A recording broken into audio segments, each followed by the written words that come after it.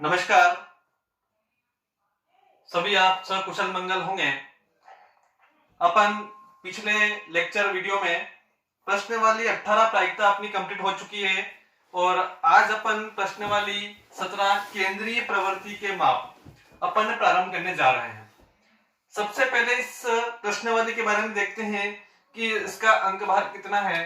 देखो, ये जो प्रश्नावली है ये 6 नंबर की प्रश्नावली है और इस प्रश्नावली से केवल एक प्रश्न आता है। कितने प्रश्न आते हैं? केवल एक प्रश्न। ठीक है।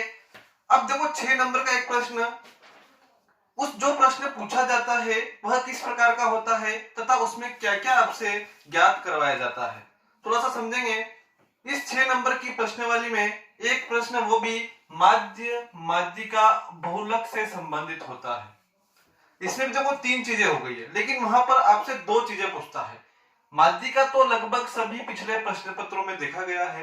माध्यिका के साथ साथ या तो माध्य या बहुलक में से दोनों में से एक चीज आपको पूछी जाती है। ठीक है। तो 6 नंबर की प्रश्नावली है। एक प्रश्न आपको देखने को मिलेगा जो 6 अंक का होगा, जिसमें माध्यिका तो आता ही आता है, साथ में माध्य या बहुलक में से आपको एक चीज वहां पर ज्ञात करनी होती है। देखो, 6 नंबर की प्रश्नावली में अपन 3 चीजें पढ़ने वाले हैं। एक तो व्यक्तिगत श्रेणी, एक अवर्गीकृत श्रेणी और एक पढ़ने वाले हैं अपन वर्गीकृत श्रेणी। ठीक है। तो इसमें देखते हैं अपन सबसे पहले समांतर माध्य की बात करते हैं। समांतर माध्य की बात करें, सबसे पहले समांतर माध्य को अपन लिखते हैं। समांतर माध्य होता क्या है? समांतर माध्य की बात करेंगे, आपने एक पहले एक टॉपिक पढ़ा होगा जिसको कहते हैं अपन औसत। वही औसत क्या होता है? समांतर माध्य होता है। इसी औसत को केंद्रीय प्रवृत्ति के मापों के अंतर्गत समांतर माध्य के नाम से जाना जाता है। जिसका फॉर्मूला क्या होता है? आपने औसत का फॉर्मूला याद होगा, राशियों का योग बटे राशियों की संख्या। इसी प्रकार समांतर माध्य या औसत का फॉर्मूला यहां पर भी वही होता है, आंकड़ों का योग बटे आंकड़ों की संख्या। ठीक है। यहां पर भी फॉर्मूला क्या होता है? आंकड़ों का योग बटे आंकड़ों की संख्या। अब देखो, सबसे पहली बात करेंगे समांतर माध्य की, अपन व्यक्तिगत श्रेणी की बात करेंगे। देखो ध्यान रखना, 3 श्रेणियां अपन पढ़ने वाले हैं, माध्य में भी, माध्यिका में भी और बहुलक में भी। कितनी श्रेणियां? 3। कौन कौन सी मैं बता देता हूं आपको। सबसे पहले पढ़ने वाले अपन व्यक्तिगत श्रेणी, एक अपन पढ़ने वाले हैं अवर्गीकृत बारंबारता बंटन, तो एक पढ़ने वाले अपन वर्गीकृत बारंबारता बंटन। इन 3 चीजों पर अपन इस प्रश्नावली में अध्ययन करने वाले हैं। अपन इस प्रश्नावली के सभी जो चैप्टर दिए हुए हैं 17.1 से 17.78 तक जितने भी दिए हैं, उन सभी को अपन को हल नहीं करना है। 6 नंबर का प्रश्न है, सीधे अपन उस प्रश्न पर पकड़ करने की कोशिश करेंगे कि प्रश्न कैसा होता है और उसको कैसे सोल्व आपको करना है। ठीक है। अब समांतर माध्य की बात करें, सबसे पहले फॉर्मूला आपके सामने है, आंकड़ों का योग बटे आंकड़ों की संख्या। यानी जितने भी आंकड़े दिए हैं उन सभी का योग करें और जितने आंकड़े हैं उनकी संख्या का भाग दे दिया जाए तो आपको क्या प्राप्त होगा? समांतर माध्य या औसत प्राप्त आपको होगा। सबसे पहले बात करते हैं अपन समांतर माध्य की गणना व्यक्तिगत श्रेणी पर। व्यक्तिगत श्रेणी का मतलब क्या है? ठीक है। व्यक्तिगत श्रेणी का मतलब यह है कि आपको केवल एक नंबर सिस्टम दिया हुआ है, सीरीज दी हुई है। ठीक है। जैसे आप मान लीजिए कि 6, 8, 9, 13, 10, 7, 4, 2 का समांतर माध्य ज्ञात कीजिए। ठीक है। अब देखो, आपको ये नंबर सीरीज दे दी है। ठीक है। कंटिन्यू यहाँ पर क्रम से आपको अंक दिए हैं, इन अंकों का आपको क्या ज्ञात करना है? समांतर माध्य ज्ञात करना है। अब देखो, समांतर माध्य व्यक्तिगत श्रेणी की अपन बात कर रहे हैं, फॉर्मूला यही आपको रखना है, आंकड़ों का योग बटे आंकड़ों की संख्या। तो आंकड़ों का योग सबसे पहले क्या होगा? हल करेंगे इसका, तो देखें आप, सभी का योग करना है। योग करें, 6 plus 8 plus 9 plus 13 plus 10 plus 7 plus 4 plus 2 divide by आंकड़ों की संख्या। आंकड़ों की संख्या यानी कितने आंकड़े दिए हैं, इन सभी को आपको गिनकर यहाँ पर उसका भाग देना है। गिने 1 2 3 4 5 6 7 8, यानी कितने से डिवाइड करना आपको? 8 से। ठीक है। अब इसका योग करें, 8 6 14, 14 और 9 23, 23 और 13 36, 36 और 10 46, 46 और 7 53, 53 और 2 55 और 4 55 और 4 59, यानी 59 डिवाइड बाई 8। ठीक है, आपको 59 को 8 से डिवाइड करना है, कितना आएगा 8 मल्टी 7 56, कितने बचे हैं 3 बचे हैं, उसका 8 का भरने जाए तो क्या होगा, पॉइंट लगा देंगे, कितना हो गया 30 हो गया। ठीक है, तो 8 या 24, कितना बचा 6 बचा है 60 हो गया, 8 और 7 और 56, यानी लगभग 7.37 आपको क्या निकल कर आएगा, समांतर माध्य औसत निकल कर आएगा। ठीक है, तो सबसे पहले आपको बिल्कुल तरीके से आपको सोल्व करना है, तरीके से आपको चलना है। मैं इस प्रश्नवाली में 6 नंबर जो है बिल्कुल आपको पक्के करवाने वाला हूं। ठीक है, तो आपको सिस्टमेटिक यहां से आपको धीरे धीरे आगे बढ़ना है, स्टेप बाय स्टेप। ठीक है, तो सबसे पहली बात व्यक्तिगत श्रेणी आपको समझ में आ गई होगी, आपको क्रम दिए होंगे, संख्या दी होगी क्रम से। ठीक है, आपको कुछ नहीं करना है, उन सभी का योग करना है और कितनी संख्या है उनको गिनकर उसका भाग दे देना है, आपको समांतर माध्य निकल कर आ जाएगा। तो सबसे पहली कंडीशन आपकी कौन सी श्रेणी थी, व्यक्तिगत श्रेणी में आपको समांतर माध्य पूछे तो। ठीक है, यहाँ तक कंप्लीट है, आगे चलें, स्क्रीनशॉट ले लीजिए आप उसका, फिर आगे चलते हैं। व्यक्तिगत श्रेणी चलते अपन अवर्गीकृत श्रेणी। ठीक है, अवर्गीकृत श्रेणी में क्या होगा, आपको दो चीजें दी हुई होगी, कितनी चीजें, दो, और दो चीजें क्या क्या ध्यान से देखेंगे। ठीक है, दो चीजें आपको दी होगी, एक तो आपको दिया होगा चर का मान दिया होगा, और जो चर के मान दिए हैं उन चर के मानों की बारंबारता भी आपको दी हुई होगी। ठीक है, यहां पर आपको समांतर माध्य का समांतर माध्य,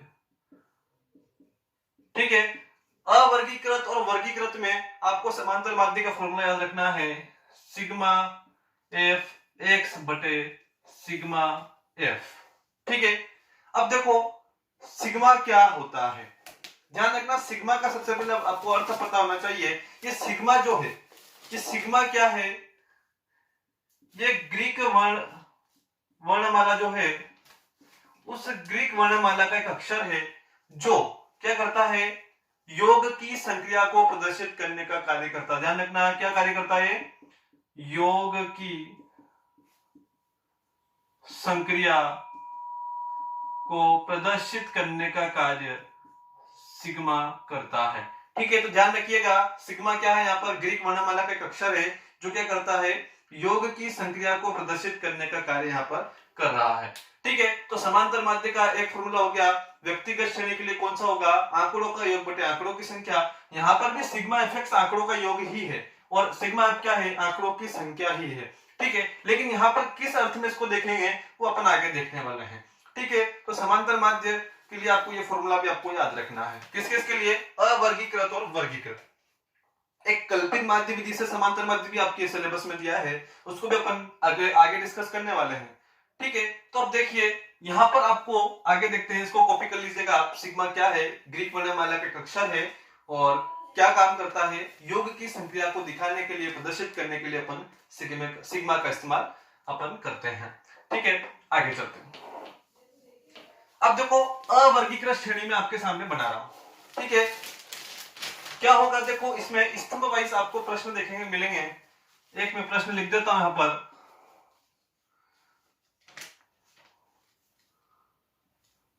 देखिएगा ध्यान से।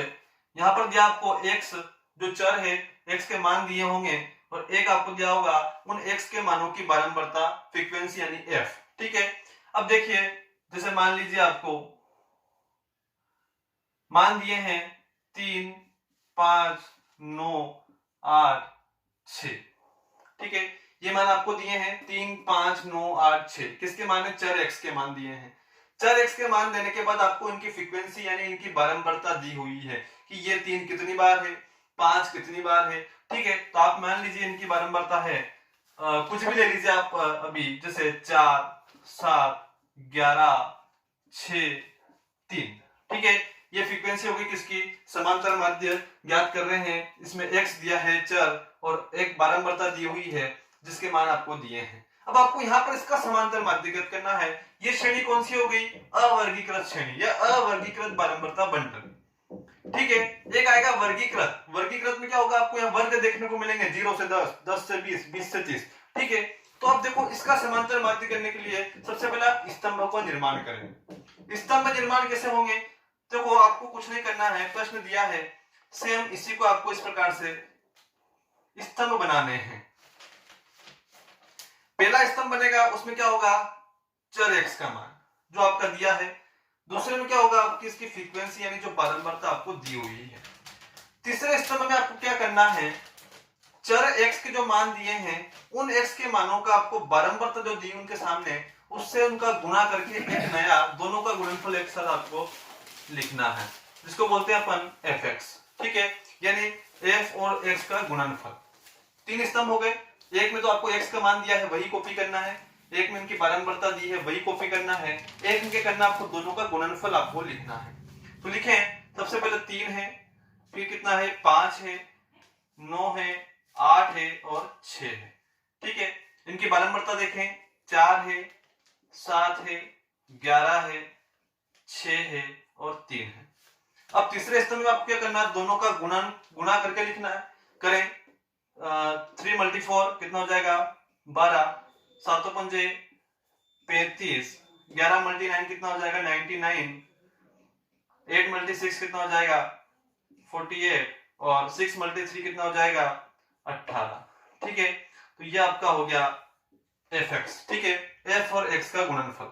अब देखो आपको सूत्र में देखना है, समांतर माध्य का फॉर्मूला क्या था इस बार, सिग्मा fx बटे सिग्मा f। सिग्मा क्या था, योग किसका, fx के समस्त पदों का, और यहां पर सिग्मा क्या है, योग किसका, f के समस्त पदों का। तो आपको क्या करना है, ध्यान रखना s के मान कभी नहीं जुड़ेंगे, आपको कभी नहीं जोड़ना x के मान। ठीक है, अब देखो fx के पदों का योग कीजिए, 5 2 7, 7 14 और 2 16, 16 और 16 कितने हो जाएंगे 32, 32 का 2 हासिल लगा कितना 3, 4 3 7, 7 और 9 16, 4 20 और 1 21 कितना हो जाएगा 212। यानी fx के सभी पदों का योग कितना आया 212। यहाँ पर आप लिखते हैं दर्शाने के लिए योग। ठीक है, f के पदों का योग करें, 4 7 11, 11 22, 22 और 6 28, 28 और 3 31 कितना हो गया 31। यानी f के समस्त पदों का योग कितना 31, यानी सिग्मा f का मान कितना आ गया 31 और सिग्मा fx का मान कितना है 212। अतः अभिष्ट समांतर माध्य बराबर क्या है, फॉर्मूला आपका सिग्मा fx बटा सिग्मा f। fx का मान कितना है 212, सिग्मा f का मान कितना है 31।